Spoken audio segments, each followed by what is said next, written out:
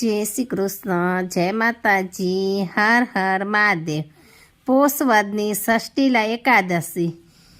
સાધુ કૃષ્ણ જગન્નાથ આદિ દેવ જગતપતે કથ્ય સ્વપ્રસાદે કૃપા કુરુ મમો પરી।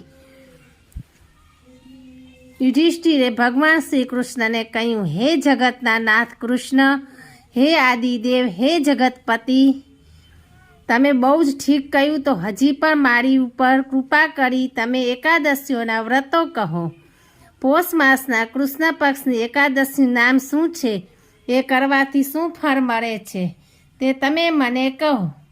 ભગવાન શ્રી કૃષ્ણએ કહ્યું, હે નૃપશ્રેષ્ઠ, આ એકાદશીને ષષ્ઠીલા એકાદશી કહેવામાં આવે છે। એ સર્વે પાપોનો નાશ કરવાવાળી છે। હવે તમે ષષ્ઠીલા એકાદશી પાપહરીની કથા સાંભળો। આ કથા મુનિશ્રેષ્ઠ પુલસ્ત્ય ઋષિએ દાલભ્ય ઋષિને કહી હતી। દાલભ્ય ઋષિએ કહ્યું, પુલસ્ત્ય ઋષિને પૂછ્યું, હે બ્રાહ્મણ, મૃત્યુલોકમાં જન્મ પામ્યા પછી લોકો પર સ્ત્રીગમન, વેશ્યાગમન, ગૌહત્યા, બ્રહ્મહત્યા, વિશ્વાસઘાત વગેરે અનેક પ્રકારના મહાપાપો કરે છે। તેમજ ચોરી, લૂંટ, મદ્યપાન, જુગાર વગેરે અનેક પ્રકારના પાપ કર્મો કરે છે। છતાંય એમને નરકમાં ન જવું પડે એવો કયો ઉપાય છે તે કૃપા કરીને તમે મને કહો। પુલસ્ત્ય ઋષિએ કહ્યું, હે ઋષિ, તમે બહુ જ ઉત્તમ સવાલ પૂછ્યો છે। અત્યાર સુધીમાં બ્રહ્મા, વિષ્ણુ અને ઇન્દ્ર વગેરે દેવતાઓએ આ કથા કોઈને કહી નથી। પોષ મહિનામાં કૃષ્ણ પક્ષમાં જે એકાદશી આવે છે એને ષષ્ઠીલા એકાદશી કહેવામાં આવે છે। એનું વિધિપૂર્વક વ્રત કરવાથી દરેક પ્રકારના પાપોનો નાશ થાય છે। હવે તમે એની વિધિ સાંભળો। હવે કથા વિધિ સાંભળીએ। એ દિવસે મનુષ્ય નિત્યકર્મ કરી સ્નાન વગેરેથી પવિત્ર થઈ ઇન્દ્રિયોને સંયમમાં રાખવા, તેમજ કામ, ક્રોધ, લોભ, મોહ, ઈર્ષા, અહંકાર વગેરેનો ત્યાગ કરવો। પાણીથી પગ ધોઈને ભગવાન વિષ્ણુનું સ્મરણ કરતાં કરતાં ગાયનું છાણ એકત્રિત કરવું। ત્યાર પછી એ છાણને તલ અને કપાસિયા ભેળવીને 108 નાના ઘોડા બનાવવા। ત્યાર પછી કૃષ્ણ પક્ષની એકાદશીને દિવસે વ્રત કરવા માટેના નિયમ લેવા। સ્નાન કરીને પવિત્ર થઈને ભગવાન વિષ્ણુની પૂજા કરવી। અજાણતા પણ કોઈ ભૂલ થઈ ગઈ હોય તો ક્ષમા માંગવી। એ રાત્રે જાગરણ કરવું। પ્રથમ હોમ કરવો। જાગરણ દરમિયાન વિષ્ણુની પૂજા કરવી। પછી કૃસર એટલે કે તલ ચોખાની ખીચડી બનાવવી અને વિષ્ણુ ભગવાનને નૈવેદ્ય ધરાવવું। ત્યાર પછી શંખ, ચક્ર, ગદા અને પદ્મ ધારણ કરવાવાળી ભગવાન શ્રી હરિનું ભૂરું કોરું નાળિયેર અથવા સોપારીથી પૂજન કરીને અર્ધ્ય આપવું। ત્યાર પછી શંખ, ચક્ર, ગદા અને પદ્મ ધારણ કરવાવાળા ભગવાન શ્રી હરિનું ભૂરું કોરું નાળિયેર અથવા સોપારીથી પૂજા કરીને અર્ધ્ય આપવું। અર્ધ્ય આપતી વખતે નીચેનો મંત્ર બોલવો: કૃષ્ણ કૃષ્ણ કૃપાલુ સ્ત્વ ભગવતી ના ગતિ ભર્વ સંસાર ચરણ મગ્નાના પ્રસિદ્ધ પુરુષોત્તમ નમસ્તે પુંડરીકાક્ષ નમસ્તે વિશ્વભાવન સુબ્રહ્મણ્ય નમસ્તે તું મા પૂજા પૂર્વજ ગુરુવાધ્યા મમાદત્ત લક્ષમ યાસ્વ જગતપતે।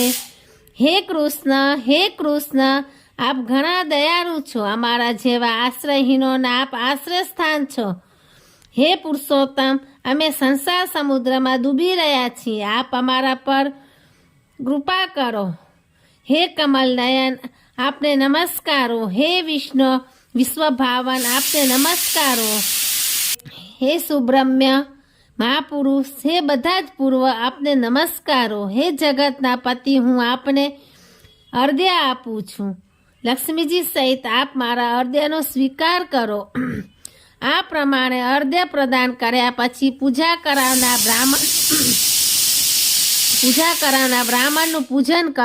બ્રાહ્મણનું પૂજન કરવું અને પાણીથી ભરેલો એમને ઘડો આપવો। સાથે છત્રી, પગરખા અને વસ્ત્રનું દાન કરવું। દાન આપતી વખતે કહ્યું, હે ભગવાન, મેં આપેલા દાનથી આપ પ્રસન્ન થાવ। ત્યાર પછી પોતાની શક્તિ અનુસાર બ્રાહ્મણને કાળી ગાયનું દાન કરવું, સાથે કાળા તલથી ભરેલું પાત્ર પણ દાનમાં આપવું. તિલસ્નાય તિલોદૂર્તિ તિલોકતી તિલોદકી તિલદાતા ચ ભોક્તા ચ ષષ્ઠીલા પાપનાશિની. તલના પાણીથી સ્નાન કરવું, તલનું તેલ શરીરે ચોરવું, તલથી હોમ કરવો, તલ નાખેલું પાણી પીવું, તલનું દાન કરવું અને તલ ખાવા. આ રીતે 6 કામોમાં તલનો ઉપયોગ કરવાથી આ એકાદશીને ષષ્ઠીલા એકાદશી કહેવામાં આવે છે. એ સર્વ પાપોનો નાશ કરવાવાળી છે. ભગવાન શ્રી કૃષ્ણે કહ્યું, હે યુધિષ્ઠિર, એ ષષ્ઠીલા એકાદશી સંબંધમાં જે વૃત્તાંત આપ્યું છે તે આ પ્રમાણે છે. તો હવે તમે એ વૃત્તાંત ધ્યાનથી સાંભળો. પહેલાના સમયમાં મનુષ્ય લોકમાં એક બ્રાહ્મણની પત્ની રહેતી હતી. તે બ્રાહ્મણી જુદા જુદા પર્વો પ્રમાણે ઉપવાસ કરતી હતી અને તે અનેક દેવી દેવતાની પૂજા પણ ખરા ભક્તિભાવપૂર્વક કરતી હતી. કોઈ ઋષિ મુનિ ગામમાં આવ્યા હોય તો તેની પર એ પૂજા કરતી હતી.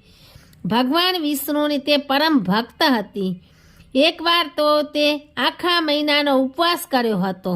આમ વ્રતો અને ઉપવાસ દ્વારા એ બ્રાહ્મણી ઘણું જ પુણ્ય મેળવ્યું હતું, પણ એણે કદી કોઈને દાન દક્ષિણા આપી ન હતી, તેમજ ભિખારીઓને ભિક્ષા પણ આપી ન હતી. વળી એણે કદી કોઈ બ્રાહ્મણોને જમાડ્યા ન હતા કે કોઈને અન્નદાન પણ આપ્યું ન હતું. આથી ભગવાને ભિક્ષુકનું રૂપ ધારણ કરીને હાથમાં ભિક્ષા પાત્ર લઈને એ બ્રાહ્મણીના આંગણે આવીને ઊભા રહ્યા. બ્રાહ્મણી બારે આવી અને જોયું તો, હે બ્રાહ્મણ, તમે શા માટે અહીં આવ્યા છો? ત્યારે ભિક્ષુકનું રૂપ ધારણ કરીને આવેલા બ્રાહ્મણ બોલ્યા કે મને ભિક્ષા આપો, મને ભિક્ષા આપો. આથી બ્રાહ્મણીને ક્રોધ ચડ્યો અને ભિક્ષા પાત્રમાં માટીનો એક પિંડ નાખ્યો. ત્યાર પછી ભગવાન પાછા સ્વર્ગમાં ચાલ્યા ગયા. ભગવાન એ ભિક્ષુકનું રૂપ લઈને જ આવ્યા હતા. થોડાક વર્ષો પછી એ બ્રાહ્મણી મૃત્યુ પામી અને પોતે કરેલા વ્રતો અને ઉપવાસોના કારણે તે સ્વર્ગમાં ગઈ. તેના પુણ્યના પ્રભાવથી એને સ્વર્ગમાં સારું ઘર મળ્યું, પરંતુ એ ઘરમાં અનાજ ન હતું. આથી એ ભગવાન પાસે ગઈ અને પૂછ્યું, હે ભગવાન, મેં ઘણા વ્રતો કર્યા છે, ઘણા ઉપવાસ કર્યા છે, ઘણી દેવ પૂજા કરી છે, તો તેમ છતાં પણ મારું ઘર ખાલી કેમ છે?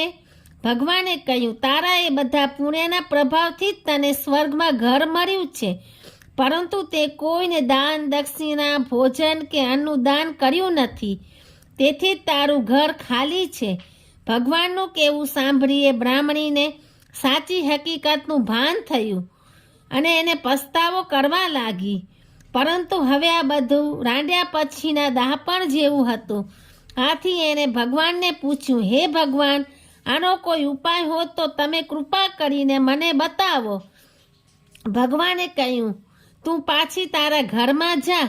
ત્યાં આશ્રયયુક્ત ઉત્કંઠાવાળી દેવતાઓની પત્નીઓ તારા દર્શન કરવા માટે આવશે. આ દેવાંગનાઓ તને ષષ્ઠીલા એકાદશીની કથા ન કહે ત્યાં સુધી તું તારું બારણું ખોલતી નહીં. ભૂલથી પણ તું બારણું ખોલતી નહીં. ભગવાનના આવા વચન સાંભળી એ બ્રાહ્મણી પોતાને ઘેર ગઈ અને બારણું બંધ કરીને બેઠી. થોડી વારે દેવાંગનાઓ ત્યાં આવી અને કહેવા લાગી, અમે તમારું દર્શન કરવા આવ્યા છીએ, આપ બારણું ઉઘાડો. આ સાંભળી પહેલી બ્રાહ્મણીએ કહ્યું, જો તમે મને જોવા આવ્યા હો તો પહેલાં તમે મને ષષ્ઠીલા એકાદશીની કથા કહો, પછી હું બારણું ઉઘાડીશ. થોડી વાર સુધી તો એ દેવપત્નીઓમાંથી કોઈએ એને ષષ્ઠીલા એકાદશીના વ્રતનું મહાત્મ્ય કહ્યું નહીં, પરંતુ છેવટે એક દેવપત્ની કે જેને આ બ્રાહ્મણીને જોવાની ઘણી જ ઉત્કંઠા હતી, તે બોલી, મને તમને જોવાની ઘણી જ ઈચ્છા છે, હું તમને ષષ્ઠીલા એકાદશીની કથા કહું છું. આમ એકાદશીની કથા સાંભળ્યા પછી પેલી બ્રાહ્મણીએ બાળના ઉગાડ્યા અને દેવાંગાએ એના દર્શન કર્યા. એ બ્રાહ્મણીનું રૂપ અપ્સરા કરતાં પણ ચડિયાતું હતું. એકાદશીની કથા સાંભળવાથી એ બ્રાહ્મણીના ઘરમાં ધન, ધાન્ય, વસ્ત્રો, સોનું, રૂપું વગેરે બધું જ પ્રાપ્ત થયું. પોતાની શક્તિ અનુસાર બ્રાહ્મણોને તલ અને વસ્ત્રો વગેરેના દાન આપવાથી જન્મે જન્મનું આરોગ્ય મળે છે. ષષ્ઠીલા એકાદશીનો ઉપવાસ કરવાથી દારિદ્ર્ય, દુઃખ અને દુર્ભાગ્ય આવતું નથી. હે યુધિષ્ઠિર, કોઈ સુપાત્રને વિધિ પ્રમાણે જે દાન દેવાય તે સર્વે પાપોનો નાશ કરનાર થાય છે. તેમજ એ દાન કરનારને કોઈ પણ જાતનું નુકસાન થતું નથી અને શરીરમાં કોઈ પણ શ્રમ થતો નથી. જય શ્રી કૃષ્ણ, જય માતાજી, હર હર મહાદેવ. તો આ હતી ષષ્ઠીલા એકાદશીની કથા વાર્તા. હર હર મહાદેવ.